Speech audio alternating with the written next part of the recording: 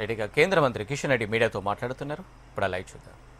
ప్రభుత్వము రైతాంగం పట్ల అవలంబిస్తున్నటువంటి విధానం మారలే.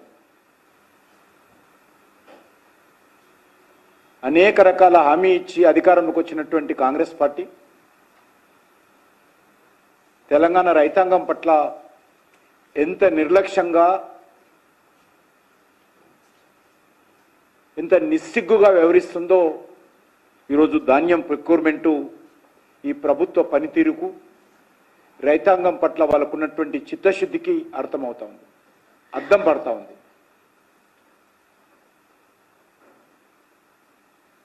దేశంలో ఎక్కడ లేని విధంగా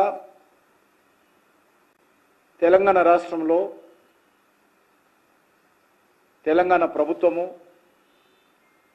రైస్ మిల్లర్లు, అధికారులు, దళారీల మధ్యలో తెలంగాణ రైతులు విలవిలలాడుతూ ఉన్నారు.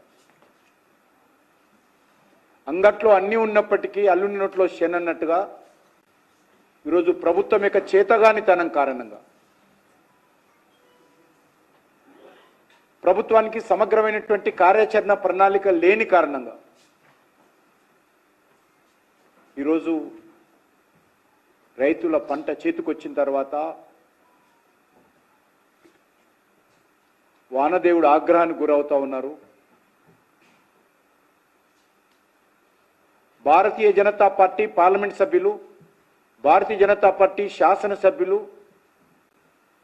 యాత్ర చేసేంత వరకు ఈ ప్రభుత్వం నిమ్మకు నీరెత్తినట్లు కూర్చున్నది.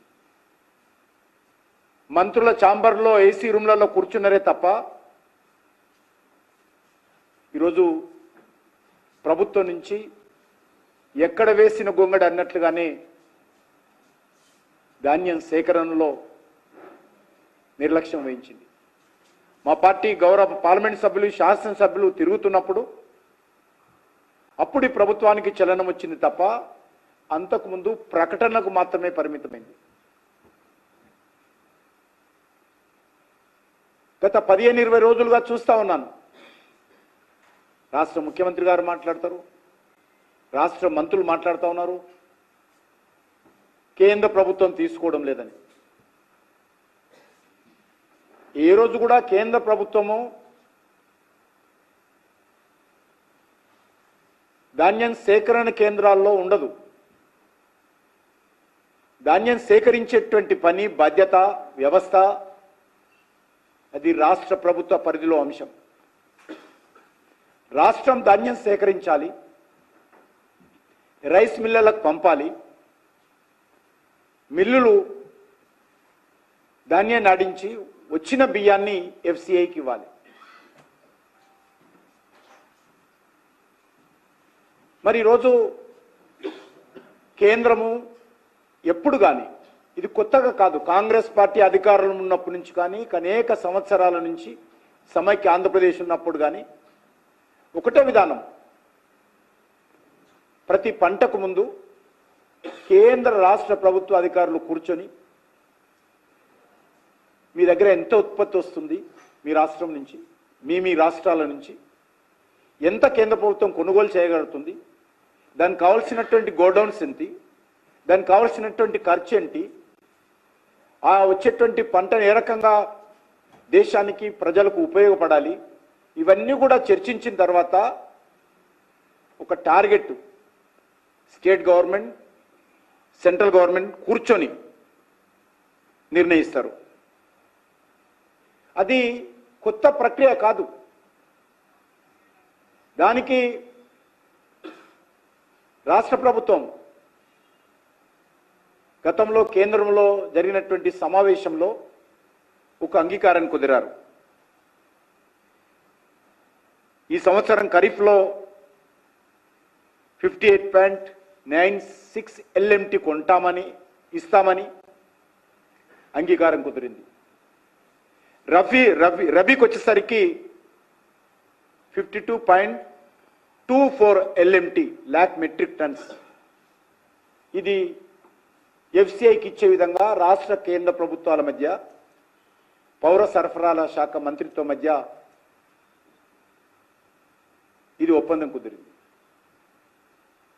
అంటే ఆల్మోస్ట్ 53 లక్షల మెట్రిక్ టన్నులు కేంద్ర ప్రభుత్వం కొనడానికి అంగీకరించింది. మరి కనీసము అది కొనడానికి ప్రభుత్వానికి వచ్చే ఇబ్బంది అని అడుగుతా ఉన్నాం. ఇంకా మీరు పూర్తి చేయలేదు కదా. ఈరోజు లెక్క వరకు కూడా కేంద్ర ప్రభుత్వం అంగీకరించినటువంటి రాష్ట్ర కేంద్ర ప్రభుత్వాల మధ్య జరిగినటువంటి ఒప్పందం మేరకు ఏదైతే ప్రొక్యూర్మెంట్ చేయాలో అదే ఈ రోజు వరకు చేయకుండా కేంద్రాన్ని ఆడిపోసుకోవడం ఏంటి? మీ చేతగానితనము, మీ దద్దమ్మతనము ఈరోజు కేంద్రం మీద రుద్దేటువంటి ప్రయత్నం చేస్తున్నారు. బీఆర్ఎస్ పార్టీ కానీ కాంగ్రెస్ పార్టీ కానీ రైతుల జీవితాలతో చెలగాటమాడుతూ ఉన్నారు. ఈ ప్రభుత్వం ముందు చూపు చర్యలు ఏమీ తీసుకోలేదు. ముఖ్యంగా సన్న బియ్యం సేకరిస్తారు, దొడ్డు బియ్యం గాలికి వదిలేశారు. దొడ్డు బియ్యం పండించేట్టు రైతుల పరిస్థితి, వాళ్ళ భవిష్యత్ ఏంది, వాళ్ళ బతికేంది ఎప్పుడైనా ఆలోచించిందా ఈ ప్రభుత్వం?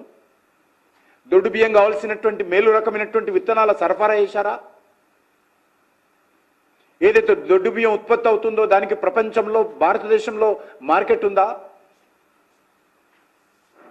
ఈరోజు మనం పండించేటువంటి దొడ్డు బియ్యం గతంలో తమిళనాడు వాళ్ళు కొనేవాళ్ళు, కేరళ వాళ్ళు కొనేవాళ్ళు, కర్ణాటక వాళ్ళు కొనేవాళ్ళు, బీహార్ వాళ్ళు కొనేవాళ్ళు.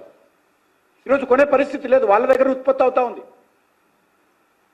ఇతర దేశాలకు ఎక్స్పోర్ట్ చేయాలంటే ఆ దొడ్డు బియ్యం సైజు మరి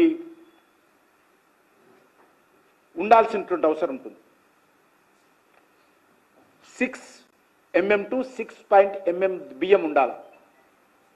అది మన దగ్గర తక్కువ ఉన్నది. దానికి సంబంధించి ఈ రాష్ట్ర ప్రభుత్వం ఏ రకమైనటువంటి చర్యలు తీసుకోలేదు. దానికి కావలసినటువంటి విత్తనాలు, ఆ లెంతు బియ్యం వచ్చే విధంగా కావలసిన విత్తనాలు రైతులకు ఇవ్వాలి. ఎక్కడ కూడా ఏ రైతుకు ఆ విషయం చెప్పలేదు ఈ ప్రభుత్వం. ఈ ప్రభుత్వం ఎంతసేపు కమిషన్